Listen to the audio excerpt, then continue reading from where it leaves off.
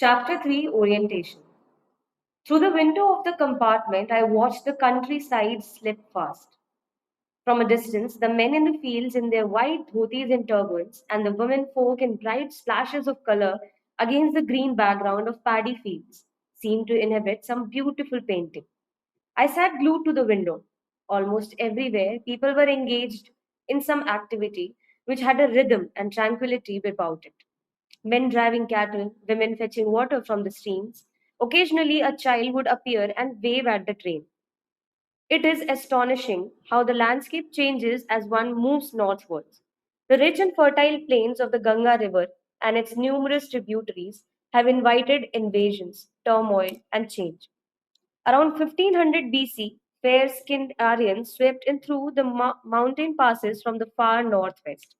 The 10th century brought Muslims, who were later mingled with the local people and became an integral part of this country.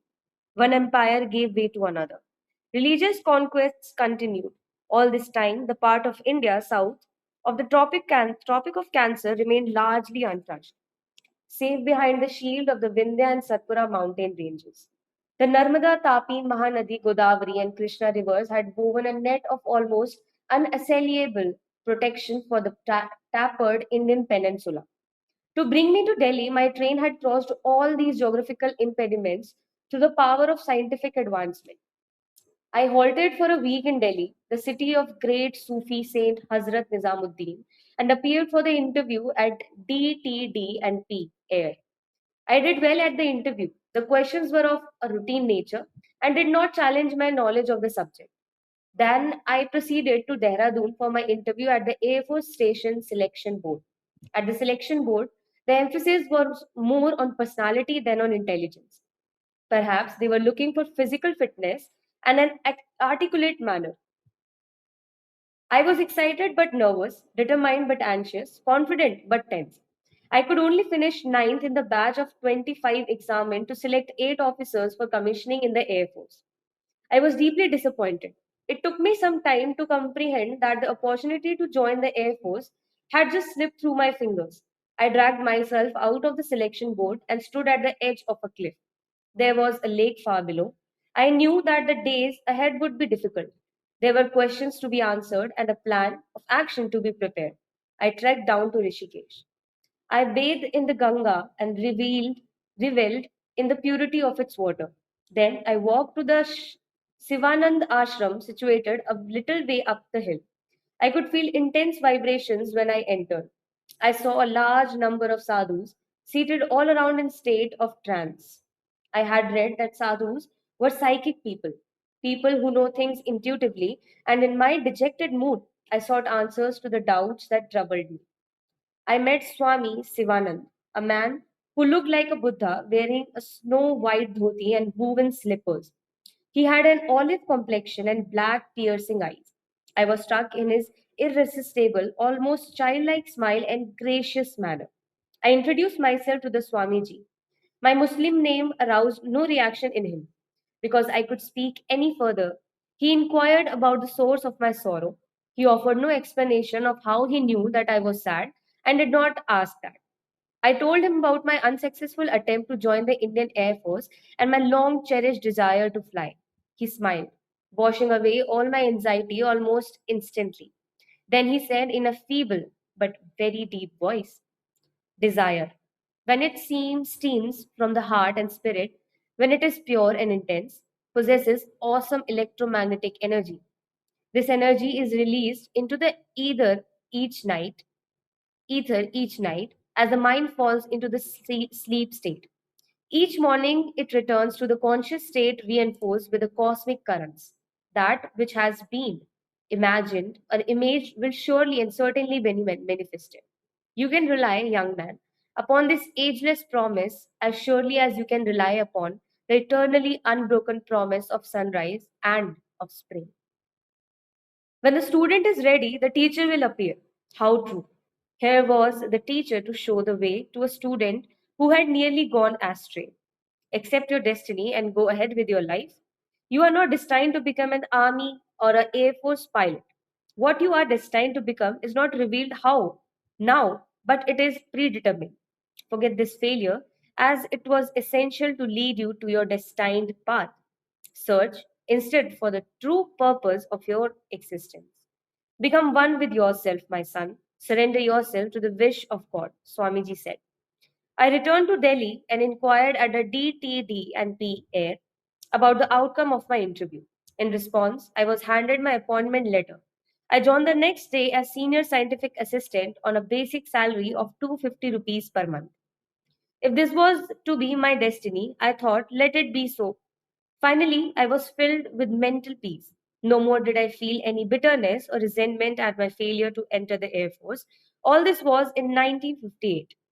At the directorate, I was posted at the Technical Center, Civil Aviation. If I was not flying aeroplanes, I was at least helping to make them airworthy.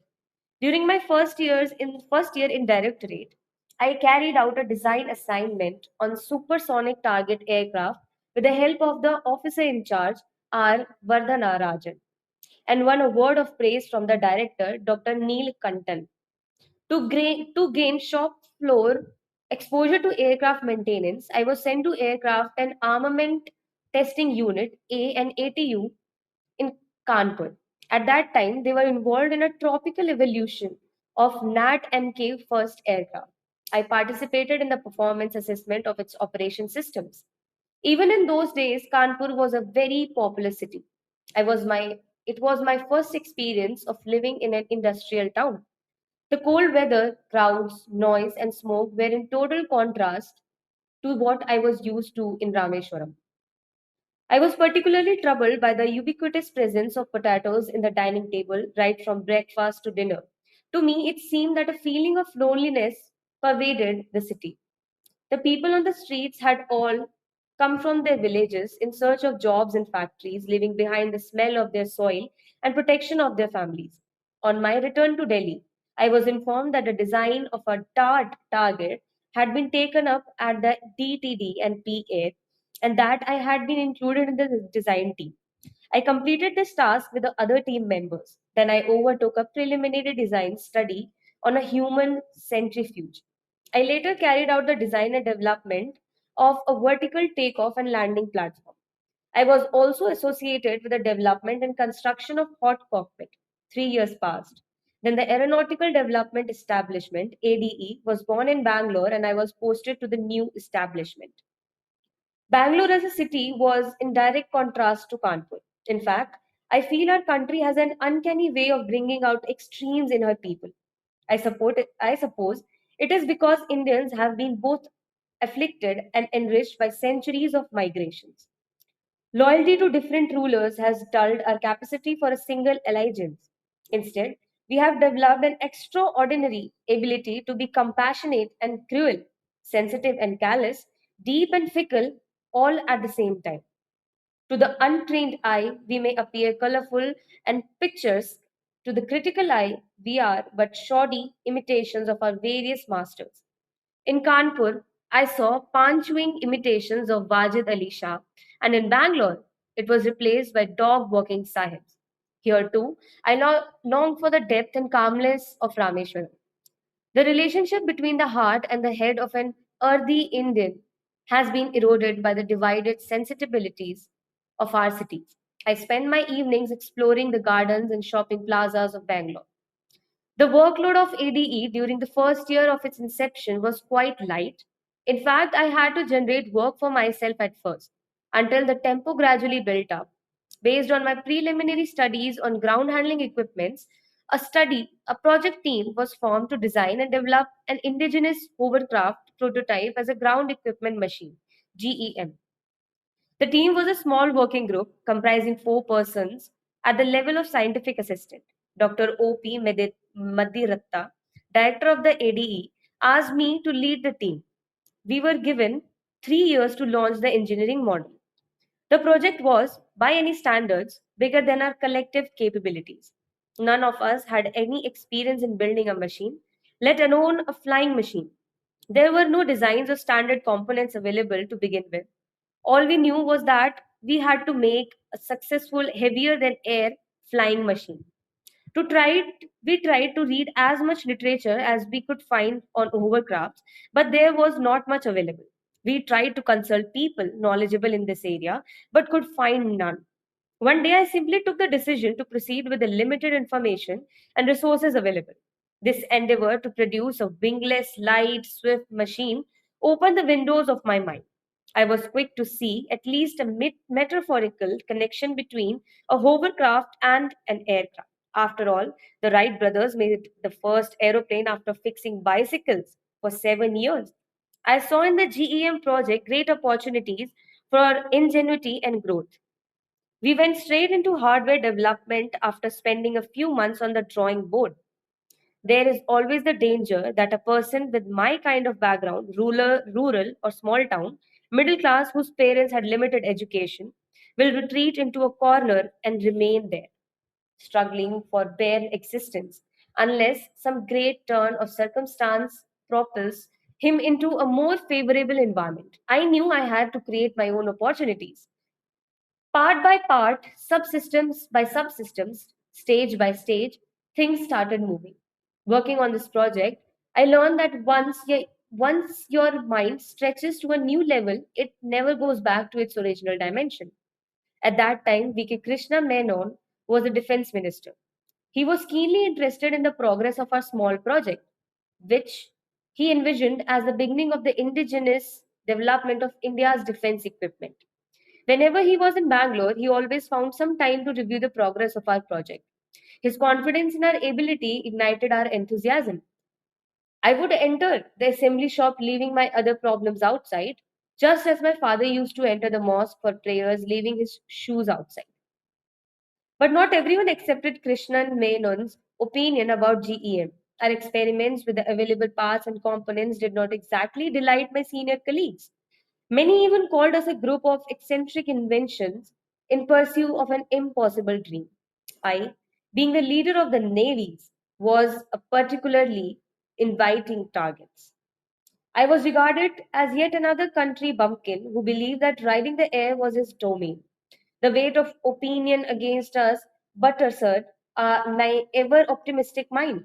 The comments of some of the senior scientists at ADE made me recall John Trowbridge's famous satirical poem on the Wright brothers published in 1896. With a thimble and thread and wax and hammer and buckles and screws and all such things as geniuses use. Two bats for patterns, curious fellows, a charcoal pot and a pair of bellows.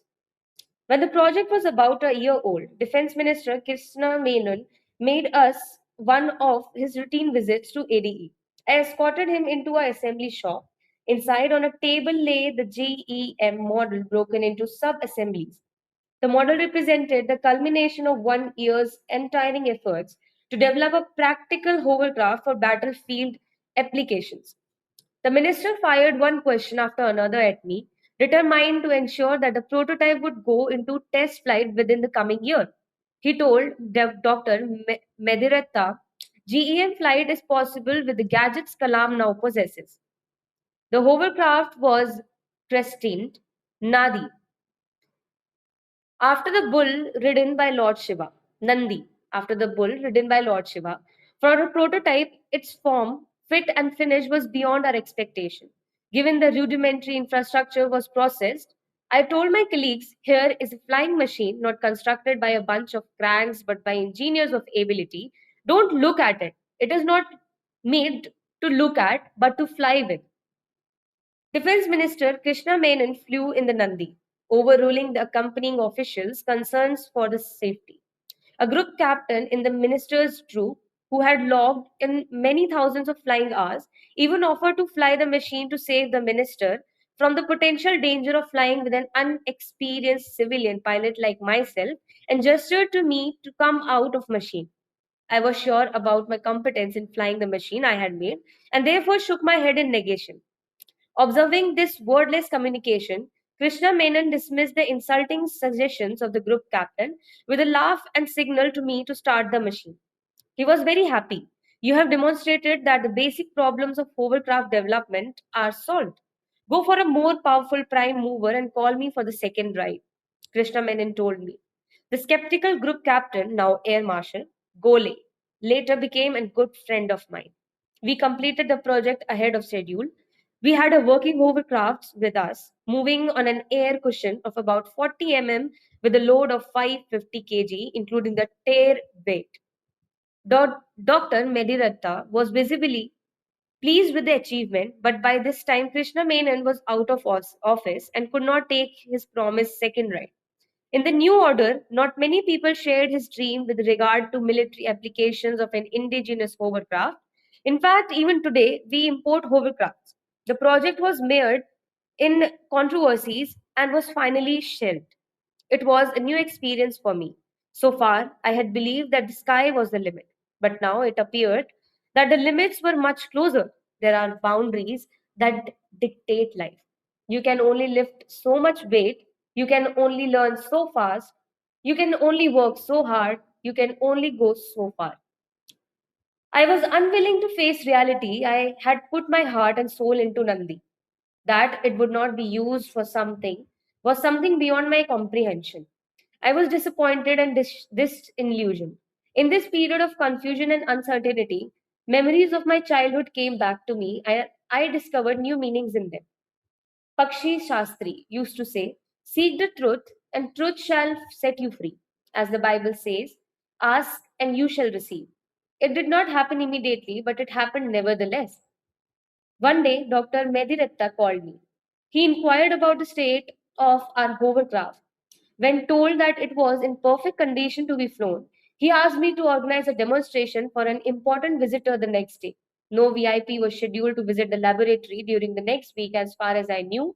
However, I communicated Dr. Mediratta instructions to my colleagues and we felt a new surge of hope.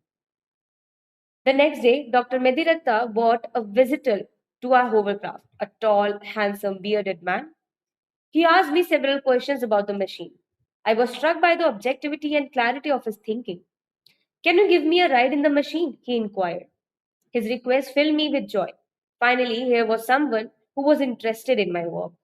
We took a 10-minute ride in the hovercraft a few centimeters above the ground.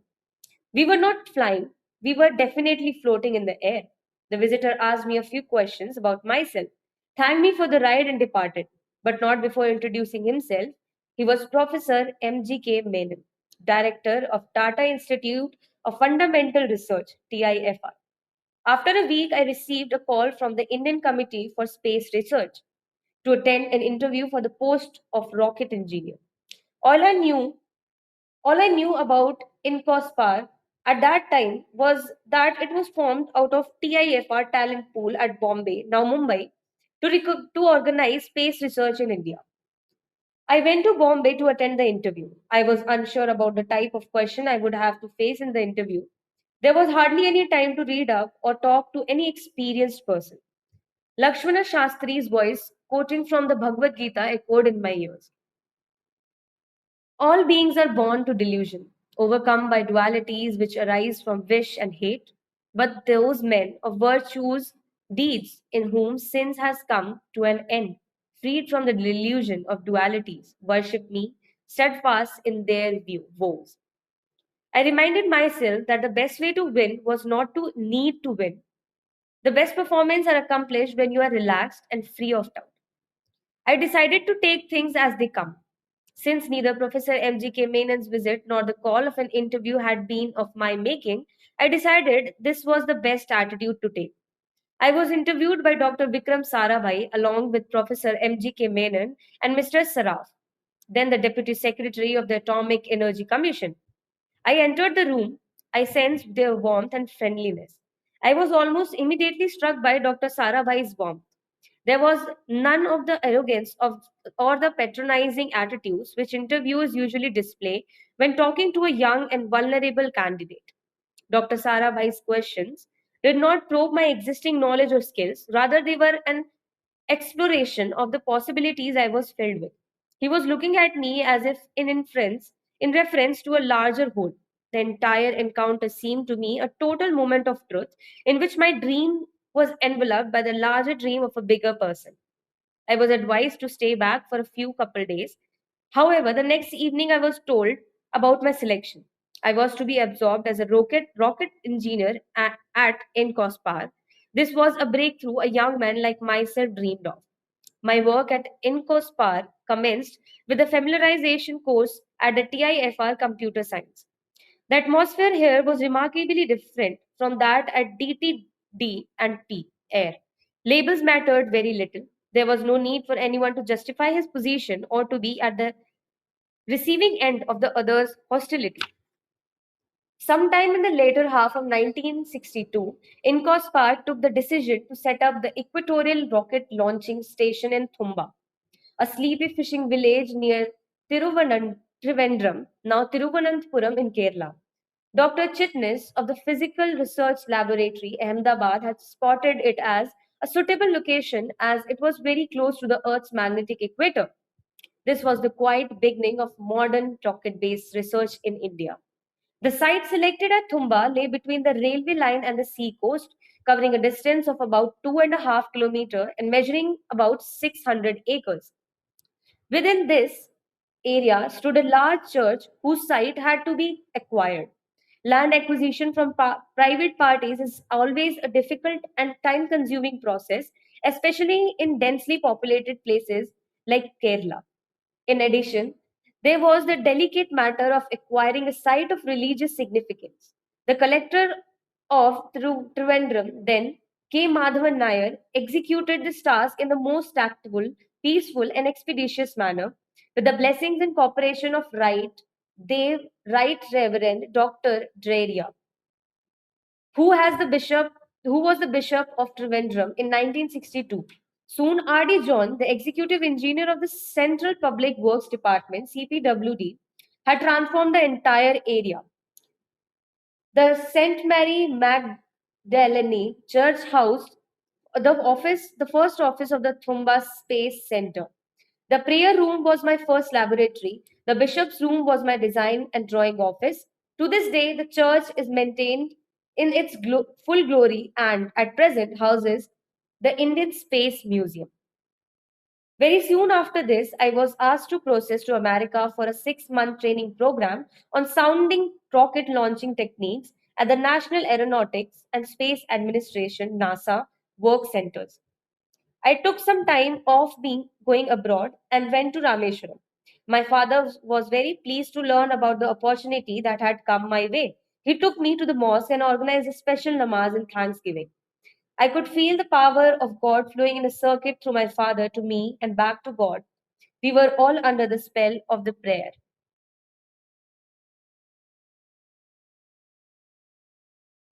One of the important functions of prayer, I believe, is to act as a stimulus to creative ideas. Within the mind are all the resources required for a successful living.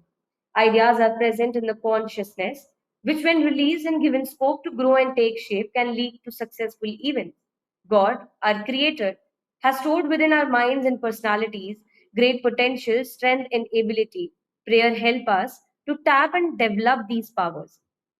Ahmad Jalaluddin and Samsuddin came to see me off at Bombay Airport. It was their first time exposure to a big city like Bombay, just as I myself was about to have my first exposure to a mega city like New York. Jalaluddin and Samsuddin were self reliant, positive, optimistic men who undertook their work with the assurance of success. It is from these two persons that I drew the core creative power of my mind. My sentiments could not be contained, and I could feel the mist of tears in my eyes. Then Jalaluddin said, Azad, we have always loved you, and we believe in you. We shall always be proud of you. The intensity and purity of their faith in my capabilities broke my last defenses, and tears welled up in my eyes.